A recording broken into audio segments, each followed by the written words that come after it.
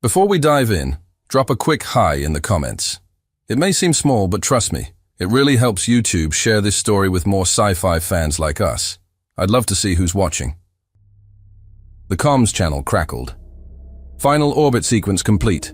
We are clear of Geryon 4. Prepare for FTL jump to Tarsus Station in 5 minutes. Captain Kimmy Mauser's voice was steady, firm, a presence that turned orders into certainty. His battle-tested flagship, the Griffin, led the human convoy into the deep black. On the bridge, a hum filled the air, the controlled rhythm of a crew in motion. Lieutenant Freya Kezia, poised at comms, relayed coordinates with precision. Ensign Eamon Beatty kept his eyes locked on nav systems, monitoring orbital drift. Everything was routine. Routine bred comfort. Then, everything shattered.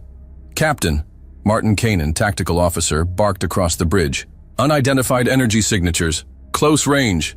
Mauser's brow furrowed. "How close?" Kanan worked the controls fast, his voice tightening. "Too close." The deck trembled as the sensors flared red. Then came the real warning. Gravitational disturbance.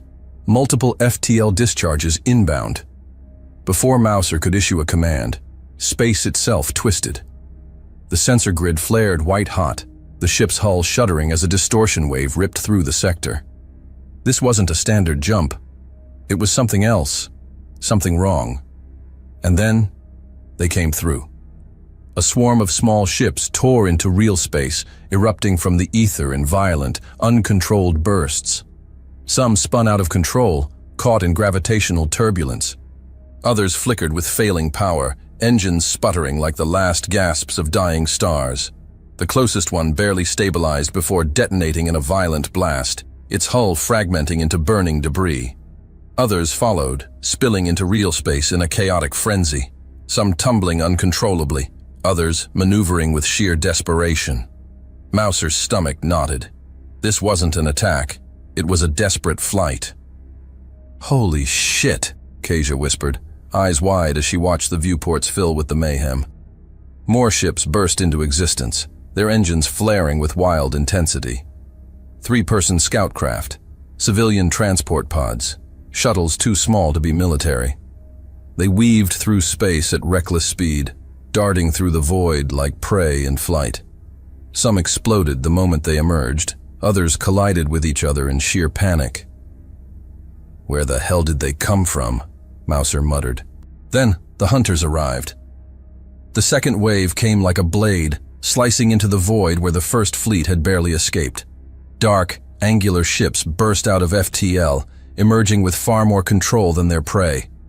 Sleek, elongated hulls curved into vicious claw-like formations, their engines glowing with a cold, predatory blue. They wasted no time. The first of the new arrivals fired before it even fully exited the jump.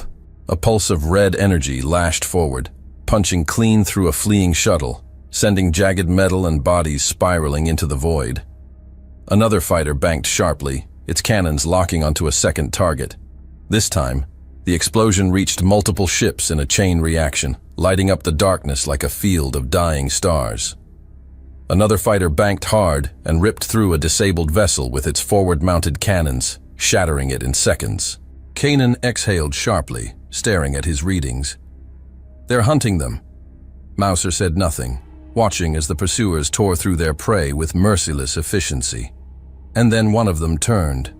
The lead fighter stalled mid-pursuit, veering sharply, almost too sharply.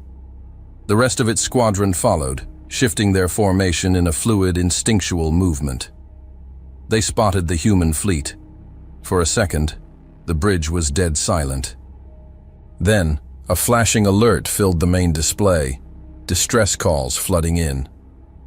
Kezia's console erupted with overlapping signals, static-filled but urgent, alien voices barking in desperation and fear. A dozen different emergency beacons pinged the Griffin, each carrying a single unified message: help. Mauser shook his head sharply, forcing clarity. Not now. There was no time to untangle the signals. He knew what was coming. "Kezia, open a channel to Tarsus Station. Priority signal."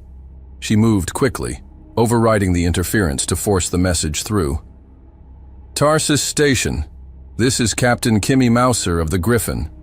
We've encountered an unknown conflict in deep space, multiple civilian vessels under fire. We're moving to engage, but we need intel. Any known hostilities in this sector?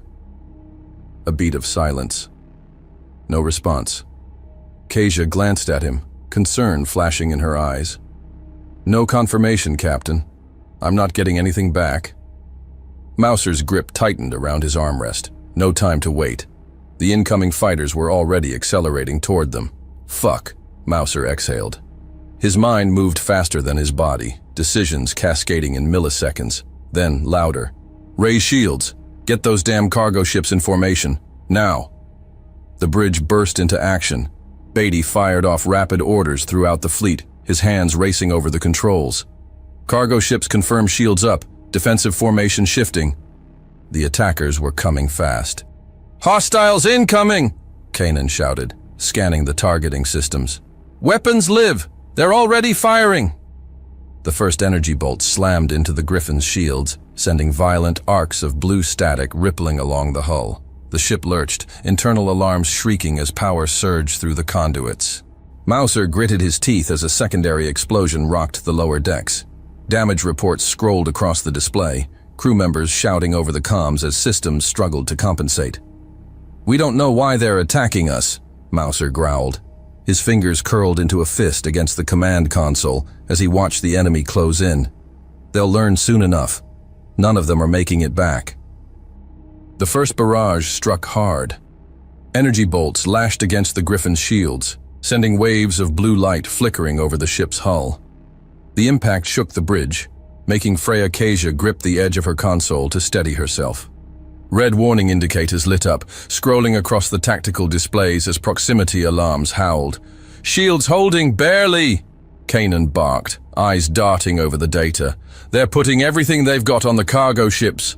Mouser's hands clenched. That was the strategy. The attacking fleet wasn't targeting their combat vessels directly. Instead, they were hitting the most vulnerable ships first, trying to force the humans to scatter, to break formation, to become prey. Not happening. Amen. Get us between them. The Griffin's thrusters ignited as Ensign Beatty slammed the control thrusters forward. The ship's massive frame twisted, its reinforced plating absorbing another barrage as it pushed forward, shielding the lead cargo ship from the worst of the assault. Watch your positioning, Kanan called. If they break through to the cargo ships, we'll be picking up bodies instead of cargo. Mouser knew it. The cargo vessels weren't built for combat. They were slow, heavy, and fragile, their only defense being the energy shielding already flickering under the relentless barrage. If the attackers managed to break the shields entirely, it would be over in seconds. Kezia, fleet-wide channel now! She keyed in the command, stabilizing the open link. Connected! Mouser reacted instantly. All wings, break their formation. Beatty, bring us hard to starboard. We're cutting through their attack line. The fleet responded instantly. The human fighters peeled away, executing precise, high-speed maneuvers that forced the enemy to shift focus. They were baiting them, pulling them into deceptive pursuit routes. The hostile ships adjusted course, their targeting systems recalibrating in real time, but that half-second of hesitation was enough. Now! Mouser snapped. The Griffin's forward batteries lit up, sending precision railgun bursts directly into the center of the enemy squadron. Two ships exploded instantly, their hulls erupting in silent fireballs. The others veered hard, trying to break free, but Kanan was already ahead of them. Gotcha, he barked, working the targeting controls with rapid efficiency. A concentrated burst ripped through the lead attack craft, its frame disintegrating as the chain reaction engulfed two more behind it. Even with those kills, they weren't winning yet. More inbound, Kezia called. 9 hostiles still engaging. Mouser's mind moved faster than the combat itself. They were adapting, but it wasn't enough. They're still targeting the cargo ships, sir, Beatty warned. Mouser's gut twisted. He glanced at the shield's power readouts. They were failing. The cargo vessels wouldn't last another full attack wave.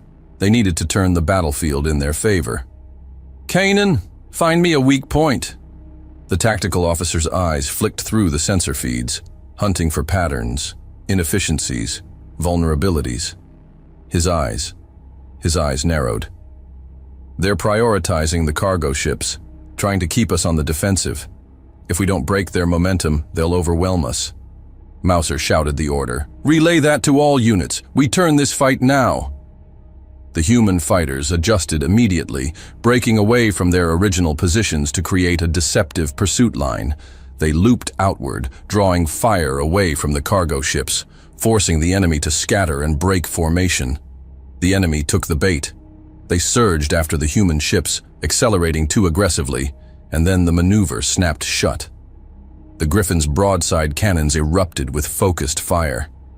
Heavy caliber rounds ripped through their flanks, tearing into the ships just as they struggled to correct their vectors. One ship overcompensated and clipped a piece of debris from the earlier battle. It spun wildly before disintegrating against a railgun burst. Another fired blindly while trying to escape, hitting its own ally in the chaos. 4 down, Kanan reported, adrenaline lacing his voice. We're turning this fight. But they weren't done yet. 2 on the starboard side, Beatty started, but Mouser was already on it. I see it. All units, redirect fire. The remaining enemy fighters had shifted to attack from the flanks, hoping to catch the Griffin off guard while it was mid-strike. They almost succeeded. But Kasia's warning came just in time. Incoming! The Griffin rolled mid-burn, dodging a kill shot by meters. The ship's defense turrets activated simultaneously, throwing a deadly web of suppression fire into the attacker's path. One ship evaded, banking hard, but the other wasn't so lucky. A direct hit ripped its hull in half. The last ship abandoned the fight. It veered off course, turning its thrusters to full burn, retreating. They're running, Kasia confirmed, voice tight. Mouser stared at the sensor readings, watching the lone survivor disappear into the void. It didn't feel like victory. It felt like a warning. Beatty, jump coordinates, now. The navigation officer had already prepped the sequence. Locked in. Ready to go, sir. Mouser nodded. All ships, jump, now. The command was executed instantly. The human fleet vanished into FTL, leaving only burning wreckage behind. Tarsis Station hung in the black like a silent sentinel, its massive docking arrays extending from a reinforced core. It wasn't a fortress. It was a supply and observation station, lightly armed and never meant to be the front line of any conflict. Then, the Griffin snapped back into real space, her engines humming as the human fleet emerged near the station. The once chaotic battlefield was now distant wreckage, scattered debris from the desperate skirmish left behind. Captain Kimmy Mouser leaned forward, eyes fixed on the looming structure ahead. Griffin, this is Tarsis Station. Captain Mouser, you are cleared to dock. A voice crackled over the comms. Admiral Dangar is waiting for you. Mouser exhaled, finally allowing the smallest fraction of tension to release from his chest. He pushed himself up from his seat. Kanan, you're with me. His gaze flicked to Ensign Eamon Beatty. Check the Griffin's systems. I want a full analysis, engines, shields, weapons. If anything needs fixing, make it a priority. We need her running at full capacity. Beatty gave a sharp nod. Understood, sir. I'll have a report ready before you're back. Mouser stepped off the bridge, his boots echoing against the steel plating of the deck as he made his way to the docking bay. The doors to Tarsis's command deck slid apart with a pressurized hiss, revealing Admiral Sean Dangar at the central holotable, his squared shoulders rigid, every movement deliberate. His silver-streaked hair spoke of battles survived, but his eyes, however, held frustration. Mouser, Dangar said, stepping forward. Good to see you in one piece. Mouser gave a curt nod. Would have been easier if you'd answered when I called. Dangar's gaze sharpened. I got your message, but when I tried to respond, you weren't there. Mouser's brow furrowed. What do you mean? Dangar tapped a sequence into the holotable. A grainy recording appeared, a transmission log showing repeated attempts to connect with the Griffin's fleet, each one met with silence. You were gone, Dangar said flatly, as if your fleet had never been there at all. Mouser exchanged a glance with Martin Kanan, who stood rigid beside him. Some kind of interference, maybe, Kanan muttered. Dangar's lips pressed into a thin line. More than that. It's like your fleet wasn't there at all. That doesn't seem like a malfunction. Kanan frowned. Strange. We were still communicating fine on our end. Mouser's fingers drummed against the holotable, blocking. That changed things. Tell me what the hell we just fought, he said, forcing himself to keep his tone even. Dangar turned to the interface, pulling up fresh data. According to our records, the ships that attacked you belong to the Vorak. Mouser's posture stiffened. He had heard the name before. Predatory, nomadic, but never outright hostile. And the ships that were fleeing? Kanan asked. Dangar pulled up another image. The desperate civilian crafts they had seen fleeing through FTL, breaking apart under fire. Zainari, he said simply. Mouser's expression darkened. That doesn't track. There's no conflict between them. Not officially, Dangar agreed. But those Vorak fighters were hunting them like it was personal. And if that wasn't bad enough... The doors hissed open again. A breathless Freya Kasia strode in, a datapad clenched tightly in her hands. Captain, she panted, we finished decoding the distress calls. Mouser turned fully to her. Tell me. She handed him the pad, but her expression said it all. The Zinari weren't just fleeing, she said. They were ambushed.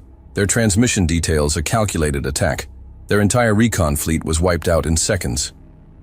Mouser's fingers tightened around the datapad as he scanned the fragmented messages.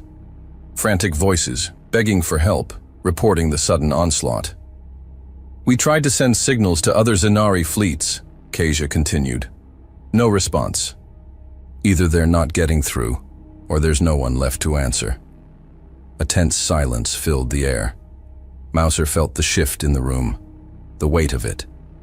Dangar's voice was measured. This was an extermination. Then, the station's emergency klaxons erupted. Kasia flinched, instinctively glancing at her communicator. Her face paled. Sensors just lit up, multiple inbound contacts, same energy signatures. Mouser's eyes snapped to the nearest tactical display. Red markers bloomed across the screen, swarming toward the station. Vorak? Kanan demanded. Kasia's voice was clipped. They found us. Mouser's blood ran cold. Time to contact? 7 minutes. How the fuck did they track us? Kanan snapped. The same question hung in every officer's mind, but there was no time for that now. Mouser turned sharply, already moving. Kanan, on me! Kasia, get the fleet ready. We hold this station. He barely heard the responses as he stormed from the room. There was no more doubt. They weren't hunting humans before, but now they are. The red alert klaxons blared through Tarsus Station, shaking the air with an urgency that left no room for doubt. The enemy was coming, and fast. Mouser tapped his communicator. Kanan, with me. All combat personnel, to your ships now. We have incoming hostiles. We're launching immediately. Freya Kasia worked the comms, ensuring fleet-wide coordination, while Admiral Sean Dangar continued barking orders to reinforce internal defenses. Get those turrets operational, Dangar ordered. All non-essential crew, secure your stations. Mouser was already moving toward the exit. Kanan followed at his side. They'll be on us in minutes, sir, Kanan warned. Then we make those minutes count, Mouser shot back, as they sprinted down the corridor toward the hangar. The Tarsus hangar was already in motion, flight crews scrambling to prep fighters as alarms echoed off the steel bulkheads. Pilots climbed into cockpits, mechanics rushed final checks, and the hum of engines coming to life filled the space. Mouser climbed into the Griffin, Kanan right behind him. All wings, launch now. The Griffin's engines ignited, tearing out of the hangar in a burst of blue thrusters. Behind them, the human fleet followed, ship after ship erupting into the void as the defense force took formation. Kanan status. Vorak ships inbound, fast and aggressive. Kanan called from his station. They're diving straight for us. The Vorak fleet emerged from FTL with terrifying force, their ships tearing into real space in flawless sync. Mouser's grip tightened on the command console as his display flashed with dozens of enemy markers. "Fire at will!" Mouser ordered. The Griffin's broadside cannons roared to life, sending a hailstorm of kinetic rounds into the void. Other human ships followed suit, their weapons lashing out in coordinated bursts of light and destruction. The first Vorak wave hit like a meteor storm. Plasma streaked through the darkness, slamming into human ships before pilots could react. One fighter exploded in a bright, silent detonation, debris scattering across the void. Another screamed over the comms, "I'm hit! I'm hit!" before spiraling helplessly into Tarsus Station's outer ring. Mouser barely had time to process the loss before another explosion rocked the fleet, snuffing out 2 more call signs from his display. The comms crackled with frantic voices. "We're losing ground. They're everywhere," as the enemy weaved effortlessly through their defenses, turning the battlefield into a slaughter. "They're too damn quick," Kanan growled, his targeting reticle struggling to lock onto the darting ships. Then, the first explosion. A Vorak fighter clipped too close to a turret burst, its shields overloading before detonating into a cloud of shrapnel. "Got one," a pilot shouted over the comms. "Don't celebrate yet," Mouser barked. "They're still coming." A second wave broke through, streaking toward Tarsus Station like a hail of plasma-laced arrows. The station's defenses opened up. Turrets spat streams of firepower, automated gun batteries tracking the enemy with ruthless accuracy. But the Vorak were adaptive, and even as they took losses, they adjusted their approach. One fighter slipped past the defensive net, diving toward the station's exposed docking ring. "We've got a breach," a voice called over the comms. "They're trying to cut through the outer hull," Mouser cursed under his breath. "We need to push them back. Now!" Kanan's voice snapped through the comms. "I think I see it. They're fast, but they can't make tight turns under heavy acceleration." Mouser's instincts kicked in instantly. "Relay that to the fleet. Cut off their escape angles, force them into tight corrections, make them trip over themselves." The human fighters adjusted immediately, their maneuvers shifting to funnel the Vorak into more predictable movement patterns. Suddenly the tide shifted. Caught in the trap, the Vorak faltered, but only for a moment. The first ships fell, yes, but the hunters adapted fast. The survivors began to regroup, adjusting their trajectories to minimize exposure. A Vorak frigate tore through space, locking onto the Griffin with pinpoint accuracy. Its barrage struck hard, overwhelming the shields for a split second. "We're hit!" Before the system stabilized, they were cornered, but still dangerous. If they weren't crushed now, they would find a way to escape the trap. The station's defenses hammered their exposed ships, blasting them apart before they could regroup. One Vorak destroyer, realizing the trap too late, tried to disengage, only to be caught in the crossfire of the Griffin's main batteries. It didn't stand a chance. "They're breaking off," a pilot called out. "They're retreating," but Mouser barely registered it. His eyes flicked over the battlefield. Wreckage floated lifelessly where human ships had once been.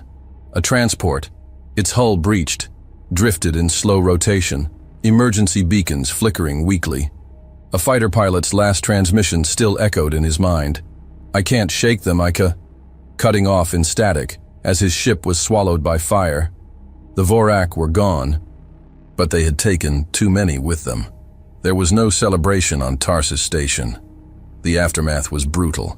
Smoke drifted through parts of the station's interior, where hull breaches had vented entire sections to space. Fire teams rushed to contain damage, medical crews dragging the wounded to triage zones set up in the lower decks. Mouser stood on the bridge, fists clenched. Casualty report. The channel crackled before Kanan's voice came through, quieter than usual. 4 ships lost. Multiple station personnel killed. We're still counting the wounded. A cold weight settled in Mouser's chest. They had won. But it didn't feel like a victory. The hangar of Tarsus Station reeked of battle. The air was thick with the acrid scent of scorched hull plating, the groan of stressed metal filling the space. Sparks flickered from exposed wiring, casting brief flashes of light over medics rushing between the wounded, their hurried steps sharp against the steel deck. Mouser stepped off the Griffin, his boots meeting the cold surface as the last remnants of adrenaline drained from his system. The silence wasn't relief, it was the hollow aftermath of a fight that had cost too much. Admiral Sean Dangar waited near the docking platform, uniform stained with smoke, exhaustion etched into his face. He met Mouser's gaze. Neither man spoke. They didn't need to. "This can't happen again," Dangar said, voice low but firm. Mouser nodded. No argument there. "We need answers," he added, his tone carrying the weight of the last battle. "If the Zinari know anything, it's time we hear it." Dangar's expression hardened. "Bridge. Now." They pushed forward, stepping past engineers struggling to repair the damage from the Vorak assault. Crew members snapped salutes, but no one spoke. There was no time for anything but action. The command deck was still tense when they arrived, officers murmuring over sensor readouts, tracking potential enemy movement. Freya Kasia was already at the comm station, steady despite the tension tightening around them. "Hailing the Zinari now," she said, fingers tapping across the console. "No response yet, but the channel is open. They should recognize our signal." The main view screen flickered for a moment. Then, a figure appeared.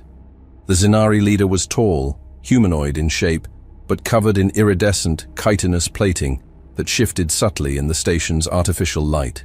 His features were sharp, insectoid, a crown of rigid spines framing a face with piercing, multifaceted eyes. His mandibles twitched slightly as he regarded them. "This is High Seeker Valzir of the Zinari." His voice was layered, a strange mix of organic resonance and synthesized modulation. His mandibles twitched, his gaze sharp. There was no time for formalities. Mouser stepped forward. "Captain Kimi Mouser, United Earth Defense. We need to know what's happening, Seeker. We intercepted your distress calls. Your people were running for their lives." Valzir's mandibles clicked softly, his posture tense. "We are barely holding together." His voice carried an edge of urgency. The Vorak came without warning. No demands, no negotiations, just destruction. Dangar's brow furrowed. "The Vorak." Valzir nodded slowly, the dim lighting casting shadows across the ridges of his exoskeletal frame. "They are not acting as scavengers or raiders. This is extermination. That doesn't match their profile," Dangar muttered. "The Vorak have always been opportunists. But this?" Valzir's gaze darkened. "Our reconnaissance fleet was ambushed," he said. "They found us first. We attempted retreat, but wherever we jumped, they followed. Every time." Mouser's stomach twisted. That wasn't possible. Not without... "They tracked your FTL jumps," Kanan voiced what Mouser was already thinking. Valzir gave a slow, deliberate nod. "They never lost us. Each time we exited FTL, they were waiting. We tried to reach our people to warn them, but nothing got through." His voice dropped slightly, as if the weight of the words was physical. "The last transmission from our fleet was a distress call, the one you intercepted." Kasia inhaled sharply, her hands tightening into fists. Mouser's pulse hammered in his ears. "That's how they found us here. They tracked your ships. When we intercepted your distress call, they followed." A heavy silence settled over the bridge. Dangar's jaw clenched. "That means nowhere is safe." "Not while they have this capability," Valzir confirmed. Mouser's mind raced through the implications. Every ship that escaped would only be leading the Vorak to their next target. "How do we stop it?" Mouser asked. Before Valzir could answer, alarms flared on the Zinari's side. The background of the transmission erupted in flashing lights, Zinari officers moving frantically behind their leader. The war room shuddered. Then a deep, thunderous explosion rocked the frame, sending sparks cascading from the ceiling. Valzir's mandibles twitched, his voice a low, fatal whisper. "They found us." The screen flickered, as explosions rocked the Zenari war room. Mouser stepped forward, gripping the console. "Valzir, we can send—" The transmission cut, static. Then, nothing. Silence swallowed the bridge. Mouser could hear his own breathing, the hum of the command deck, but no Zenari, no Valzir. Keisha worked her console quickly, desperation slipping into her movements. "Connection's dead," she said, her voice barely above a whisper. "They're gone." Mouser's hands curled into fists.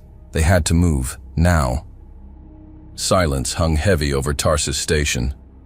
The holoscreen where Valzir once stood was now static. The bridge crew stood frozen, the only sounds the distant hum of failing systems and the occasional flicker of sparking conduits. Mouser stiffened. They couldn't wait. "We're going after them," he said, his voice cutting through the tension like a blade. "If we sit here, they'll be wiped out. And after that, the Vorak won't stop. Not with us. Not with anyone." He didn't wait. Tapping his communicator, he strode for the exit. "All combat-ready personnel, report to the hangar immediately. If you can pilot, if you can fight, suit up. We launch in minutes." The station exploded into action. Mouser's voice carried through every deck, every corridor. Pilots rushed from their quarters, engineers dropped their tools, and officers grabbed their gear, the reality of battle taking hold. They weren't waiting for orders. They were ready. As Mouser entered the hangar, dozens of soldiers and pilots were already strapping into their flight suits. The metallic whine of ships warming up filled the vast chamber, and deck crews hurried through final checks. He climbed onto a raised platform, his voice sharp, steady. "We all know what's happening out there. You've seen it, you've fought it, you've lost people to it." His gaze swept across them. Hard faces, determined eyes. The Zenari aren't just running anymore. They're being hunted. And if we don't stop this now, we're next. Silence. Then, a nod. Another. A ripple of agreement spreading through the hangar. "We move fast. We hit hard. And we don't stop until we make them pay for every last one of our people they took." A low murmur of approval turned into a roar. Mouser didn't waste another second. "To your ships! We launch now!" He jumped down from the platform, already striding toward the Griffin. On the bridge, Admiral Sean Dangar saw Mouser's movement and agreed with him. So he moved fast, too. "Snyder, get me a fleet scan. What do we have in range?" Lieutenant Mary Snyder, one of his comms officers, was already running the request. Her eyes flicked between multiple screens as she worked the console quickly. "Nothing within immediate reach, Admiral. Closest possible backup is from 2 outposts." Dangar keyed a priority channel. "This is Admiral Sean Dangar of Tarsus Station. We have engaged Vorak forces and confirmed they are tracking FTL jumps. The Zenari homeworld is under siege. We need immediate reinforcement. Any available forces? Respond." A brief pause. Then, confirmation of transmission. He exhaled sharply. They would come, or they wouldn't. But Mouser couldn't wait. "Snyder, get me a line to Mouser." She nodded, patching the transmission through. Inside the Griffin, Mouser was already settling into his command seat, Kanan at his side. Around them, the fleet was preparing for the jump. Fighters taking position, escort ships forming up, and even lightly armored cargo haulers repurposed for combat operations, their holds emptied to maximize speed and maneuverability. "Captain, Dangar on the line," Kezia reported from comms. "Patch him through." "Mouser, 2 stations are sending reinforcements. No full fleets, but enough to back you up," Dangar said. "I'll take whatever we can get," Mouser replied. "You're alone until they arrive. Don't get yourself killed before they do." "No promises," Mouser muttered. He cut the channel and focused on the task ahead. "Coordinates locked?" "Confirmed, sir. Ready to jump." Mouser exhaled. "All ships, jump." The Griffin and its fleet ripped through space, stars stretching into long streaks of white before the darkness of FTL travel consumed them. Mouser leaned forward, eyes fixed on the swirling void outside. "Try the Zenari again," he ordered. Kezia fine-tuned the frequencies, searching for a signal. "Weak signal. Barely holding.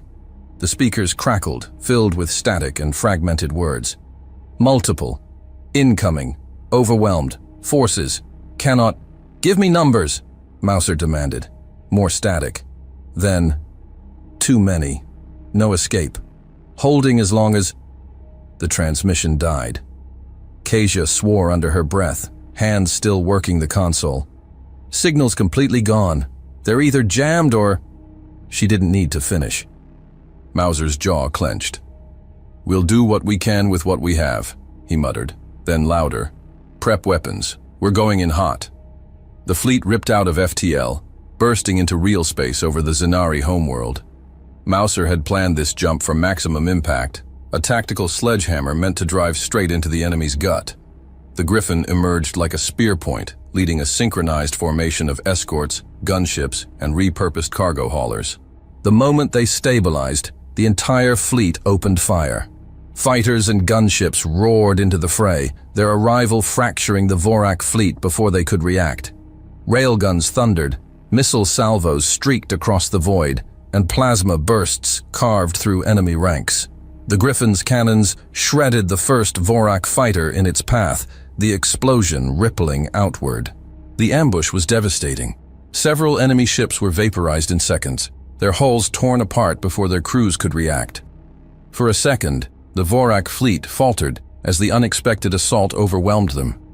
Their formations rippled with disruption, smaller ships stalling mid-maneuver as command vessels processed the new threat. A battleship caught in a crossfire banked hard to evade a railgun blast. Too slow. The impact tore through its flank, sending spirals of fire venting into space. Then, the Vorak snapped back. Commands rippled through their encrypted channels, their forces shifting as one. Squadrons realigned, their claw-shaped warships twisting with unnatural agility as they reversed momentum. What had been disarray became counteroffensive. Shit! Kanan snarled through the comms. They're already reorganizing. They're adapting fast. All ships, engage. Escorts, cut off their retreat. Hit them hard, Mouser shouted. The human fleet stormed forward, a wall of metal and fire hammering into the Vorak lines. Railguns howled, plasma fire carved through enemy hulls, and missiles streaked across the void like falling stars. The Griffin twisted between enemy squadrons, dodging incoming fire by razor-thin margins. Its cannons flared, sending hyper-accelerated projectiles smashing into a Vorak corvette. The enemy ship spasmed under the onslaught, armor plating peeling away in spirals of molten slag before its core ruptured, a blinding inferno consuming it from the inside out. "One down!" Kanan barked. But there was no time to celebrate. In mere seconds, the Vorak switched from defense to a brutal counteroffensive. They weren't panicking. They were evolving. Their strike wings surged forward, slicing through human ranks like a well-honed blade. Coordinated volleys rained down, ripping through human destroyers with ruthless accuracy. "We're taking heavy losses." Kasia's voice wavered under the weight of the reports flooding her console. 3 ships down, another barely holding together. Mouser gritted his teeth as he watched a human destroyer buckle under a coordinated barrage, its shields collapsing in a blinding burst of energy. Its core detonated seconds later, sending a wave of superheated debris spiraling through the void, colliding with nearby fighters and shredding them apart before they could even react. This was supposed to be an ambush. Instead, they had walked straight into a grinder. "Vorak bombers inbound, heading straight for the command sectors," Kanan shouted. "They're targeting key fortifications. If we don't stop them, the planet's defenses are done." Mouser's eyes flicked to the planet below, and his stomach turned. The Zainari homeworld was burning. Entire fortifications had been reduced to blackened craters, the once proud towers and defensive turrets turned to slag and ruin.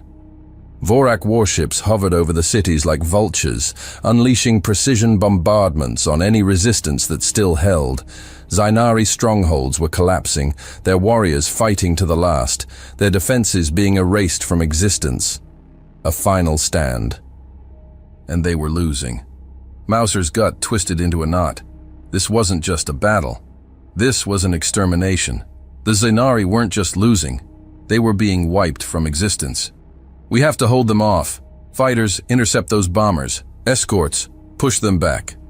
The Griffin shuddered under a concentrated assault. A Vorak frigate had locked onto them, hammering their shields with relentless fire. Red warning sirens shrieked through the bridge, screens flashing critical damage reports. "We're boxed in," Kanan yelled. "They're pressing from every angle." Mouser's fists slammed against the console. "Damn it, we're losing this fight." Their fleet was outnumbered, outgunned, outmaneuvered. The Vorak weren't just holding the battlefield, they were crushing it. The battlefield pulsed with the dying screams of ships, human, Zinari, Vorak alike. Fighters exploded in flashes of burning debris. Entire capital ships were split apart by merciless bombardments. The Griffin's shields flickered under the strain, energy surging as its systems struggled to compensate. They couldn't hold out much longer. Then, through the chaos, a voice crackled over the comms, sharp, confident. "Looks like you could use some help, Mouser." For a second, Mouser froze. That voice. A new fleet erupted from FTL behind them, energy signatures flooding the tactical display. Massive battle cruisers, escort destroyers, and fighter squadrons surged forward like a second wave of fury. "Yuji!" The void split open behind them. A second human fleet snapped out of FTL, their engines blazing as they charged into the fight.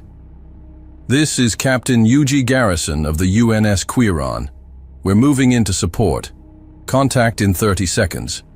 Try not to get yourselves killed before we get there." But they weren't alone. Another voice cracked through the comms. "Captain Kwajalein Sina, UNS Anubis. Garrison says you're the best we've got, Mouser. Let's see if he was right." Mouser let out a sharp breath. "Then let's get to work." The Quiron fired before its FTL wake had even settled, its forward railguns punching through 2 Vorak destroyers in a single, brutal shot. The vessels collapsed inward, torn apart by the sheer force. The Anubis, a warship bristling with heavy cannons, unleashed a hurricane of firepower, turning a Vorak battleship into a floating wreck within seconds. The Vorak froze. For the first time, they were off balance. Mouser didn't hesitate. "Fighters, press forward! Break their ranks!" The Vorak reeled. Their formations rippled like a storm-tossed sea, warships faltering mid-flight as emergency beacons flared across enemy comms. A command cruiser stalled, its pilots scrambling to recalculate trajectories. Too late. A railgun round from the Quiron punched through its bridge, severing its command link in a burst of light and molten wreckage. Vorak transmissions overlapped in a chaotic, panicked mess. Then, through the chaos, their leader's voice cut like a blade. "Reform the line, now! Crush them!" And they obeyed. For the first time in the battle, they hesitated. A split-second reaction to the sheer force of the reinforcements ripping into their lines. Their warships wavered, formations spiraling into temporary chaos as human railgun volleys tore through their ranks with deadly accuracy. For that brief moment, Mouser saw it. The freeze, the instinctive pause. They hadn't expected this. "Their lines are collapsing," Kanan's voice came fast. Mouser's grin sharpened. "Good. Keep them that way." Their hesitation vanished. Their disarray hardened into brutal efficiency.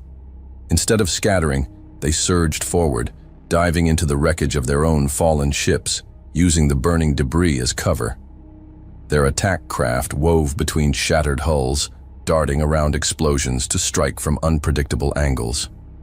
"New contact patterns," Kezia called. "They're using the debris to mask their approach."